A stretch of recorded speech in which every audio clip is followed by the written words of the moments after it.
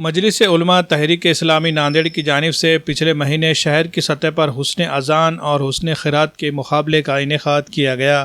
اس مقابلے میں حصہ لے کر نمایاں کارکردگی کا مظاہرہ کرنے والے افراد میں انعامات کی تقسیم کے لیے دفتر جماعت اسلامی ناندیڑ میں ایک تہنیتی جلسے کا انعقاد کیا گیا، جس کی صدارت مجلس علماء تحریک اسلامی کے ریاستی صدر مولانا نصیر احمد اصلاحی نے کی، جبکہ مہمان خصوصی کی حیثیت سے مفتی احمد قاسمی، مفتی سلیمان رحمانی، مولانا وسیم حسینی، امیر جماعت مولانا ابرار دیشمکھ کو مدعو کیا گیا۔ تلاوت قرآن مجید سے پروگرام کا آغاز ہوا۔ اس کے بعد مرزا عبید اللہ بیگ نے ایک شاندار حمدیہ نظم پیش کی۔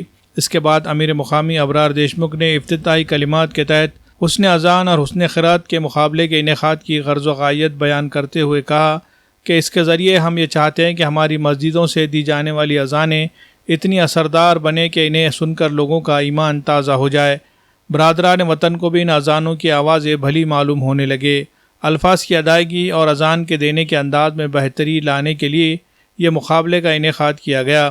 اسی طرح مسجدوں میں چلنے والے دینی مکاتب میں تعلیم حاصل کرنے والے طلباء کو بھی ایک ایسے پلیٹ فارم پر جمع ہونے کا موقع ملے جہاں ان کے قواعد کی جانچ ہو سکے، ان کی خوبیاں اور خامیاں کیا ہے انہیں معلوم ہو سکے، اور اسی طرح جن طلباء نے شاندار کارکردگی کا مظاہرہ کیا ہے ان کی حوصلہ افزائی کی جائے اور انہیں انعامات سے نوازا جائے۔ حسن قرات کے مقابلے میں طلباء کی کثیر تعداد کی شرکت سے بہت خوشی ہوئی ہے اور آئندہ دنوں بھی اسی نوعیت کے پروگرام لینے کی کوشش کی جائے گی۔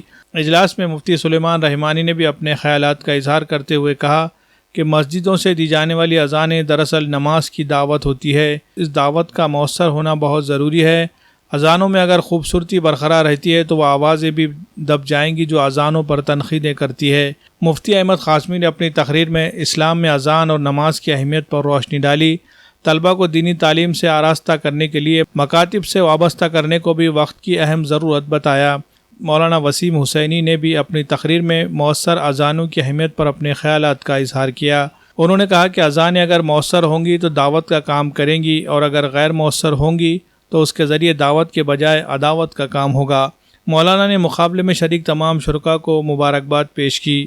جلسے میں مجلس علماء تحریک اسلامی کے ریاستی صدر مولانا نصیر احمد اصلاحی نے اپنے اختتامی خطاب میں ملک کے موجودہ حالات میں مسلمانوں کو درپیش مسائل اور ان کے حل کے سلسلے میں کئی اہم باتیں بتائی۔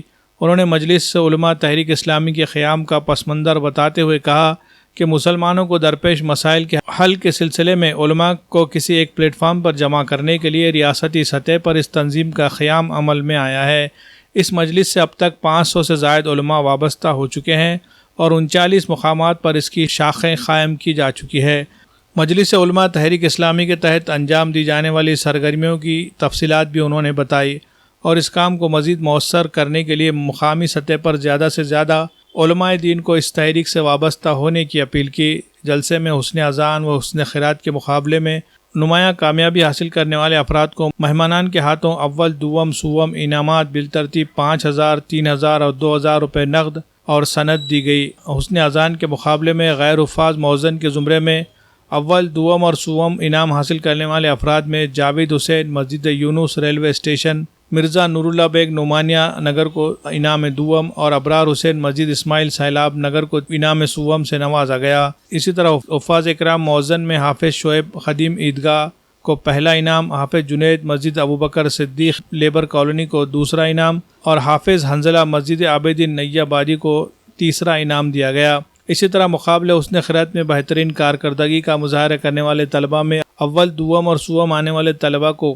بالترتیب 2,000، 1,500 اور 1,000 روپے نقد انعام اور سند دی گئی۔ ان میں شیخ زید ولد شیخ مجیب نظام کالونی کو پہلا انعام، شیخ اویس ولد شیخ نور منیار گلی کو دوسرا انعام، محمد عمر ولد محمد معراج الدین کو تیسرا انعام دیا گیا، جبکہ طالبات میں صبا فاطمہ بنت انصار خان ملت نگر کو پہلا انعام، مصباح فاطمہ بنت عبدالحفیظ کو دوسرا انعام اور اسماء بنت سالم چاوش کو تیسرا انعام دیا گیا۔ تہنیتی جلسے میں کثیر تعداد میں لوگوں نے شرکت کی اور انعامات حاصل کرنے والے مؤذن اور طلباء و طالبات کو مبارکباد پیش کی۔ جلسے کی نظامت حافظ سلطان احمد اشرفی نے کی، جبکہ اظہار تشکر مولانا معیز نے ادا کیے۔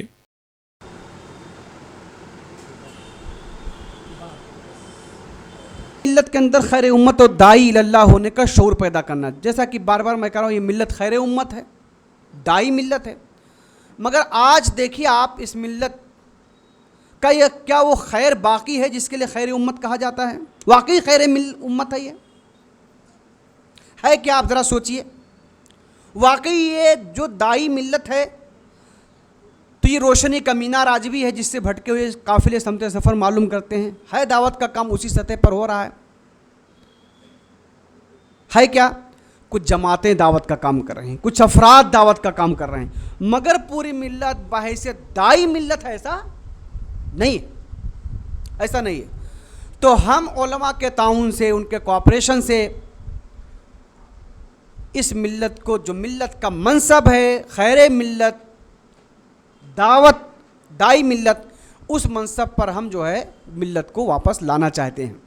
کہ شہر ناندیڑ کی مساجد سے گونجنے والی اذان کی آوازیں وہ ایک جیسی ترنم کے ساتھ اس کے حقیقی جو لوازمات ہیں اس کے مطابق وہ گونجے. برادران ملت ہو یا برادران وطن ہو, جب یہ اذان سنیں تو ان کو ایسا لگے کہ یہ اذان ختم ہونے والی نہ ہو, سننے والوں کے لیے بھی لطف آئے. تو میں سمجھتا ہوں کہ ان کا اس کے پیچھے یہ مقصد رہا ہوگا. طلباء و طالبات کے لیے بھی انہوں نے جو قواعد قرأت کے مقابلے رکھے ہیں تو اس سے بھی شہر میں ایک اچھا ماحول اور مکاتب دینیہ کا ایک جو جال پورے ہمارے ناندیڑ میں پھیلا ہوا ہے, ہر مسجد میں مکاتب ہمارے چلتے ہیں, تو وہاں تک پہنچ کر یہ تعارف اس کا انہوں نے پہنچایا, یہ بات پہنچائی. تو طلباء و طالبات کے اندر بھی اس کے تعلق سے ایک شوق اور ذوق پایا گیا.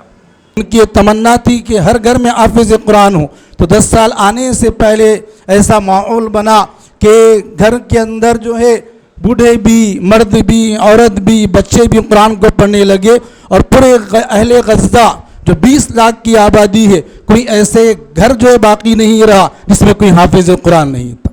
یہ اور آج آپ دیکھیں کہ ان سب چیزوں کے باوجود کہ ان کے سامنے ان کے گھر اجاڑ دیے گئے, اور ایک ننھے کے بچے کو بھی آپ پوچھے کہ بتاؤ تم کس حالت میں ہو, ہم اس ویڈیو کو دیکھ رہے تو وہ کہتے کہ الحمدللہ.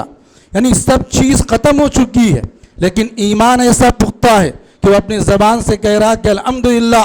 اب بھی میں جو ہے اللہ کی تعریف کرتا ہوں کہ اللہ کی نعمتیں بہت میرے پاس موجود ہے. اور پھر فرمایا کہ یہ ایمان جو ان کا بنا ہے صرف اور صرف اسی وجہ سے بنا ہے کہ انہوں نے اپنے اندر قرآن تعلیمات کو وابستہ کیا ہے. ان کا جوڑ قرآن سے وابستہ ہے, قرآن پر ان کی ثابت قدمی ہے, قرآن کے اوپر ان کی ایثار ہے, جس کی وجہ سے پورا گھر تباہ ہو چکا ہے. لیکن نسل کا ایک انسان, اور اگر وہ 9 سال 5 سال کا بچہ بھی ہو, وہ اپنی دل سے توحید کو نہیں چھوڑ رہا ہے. بھری پڑی ہیں, لیکن جب اذان دیا کرتے تو لوگوں کے اوپر ایک عجیب کیفیت طاری ہو جایا کرتی. حضرت صلی اللہ علیہ وسلم کے انتقال کے بعد نواسے رسول صلی اللہ علیہ وسلم نے آپ سے درخواست فرمائی کہ آپ اذان دیجئے. بڑے انکار کے بعد اقرار کیا, اذان دینا شروع کی. چند جملے ہی کہے تھے, عجیب کیفیت طاری ہوئی. لوگ اپنے گھروں سے دوڑ کر اس اذان کو سننے کے لیے, اور آقا صلی اللہ علیہ وسلم کی دور کی یاد تازگی ہو گئی, اس لیے مسجد نبوی کی طرف دوڑ کر جانے لگے تھے. یہ کیا تھا؟ یہ محبت تھی, یہ مشق تھی, یہ انسیت تھی. حضرت صلی اللہ علیہ وسلم کی طرف سے آپ کو مؤذن طے کیا گیا تھا, اور اسی مؤذن نے دنیا میں وہ مثال قائم کی کہ اگر اس کے اوپر محنت ہوگی تو انشاءاللہ ہماری اذانیں دعوت کا ذریعہ بنے گی. میں مجلس العلماء کو پھر مبارکباد دیتا ہوں, اور آپ سے درخواست بھی کرتا ہوں کہ اس عمل کو جاری رکھیں, اور اس طرح کی اور ایکٹیویٹیز جو ابھار کا ذریعہ بنے, جو دین سے قربت کا ذریعہ بنے, جو لوگوں کو متاثر کرنے کا ذریعہ بنے, اور جو لوگوں کو اس طرف جڑ کر محنت کرنے کا ذریعہ بنے, اس طرح کی نیک ایکٹیویٹیز آپ کرتے رہیے. ہندوستان کی سب سے مضبوط الیکٹرک بائک جوائے ای بائک اب ناندیڑ میں بھی ہو رہی ہے دستیاب. جی ہاں, گرین رائڈر کو ناندیڑ میں جوائے ای بائک کا آتھورائز ڈیلر بنایا گیا ہے.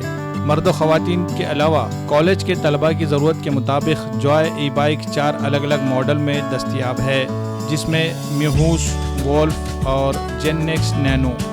خوبصورتی اور مضبوطی کے ساتھ ساتھ زبردست battery back up, single charge میں 100 سے 120 کلومیٹر کی ملے گی رفتار.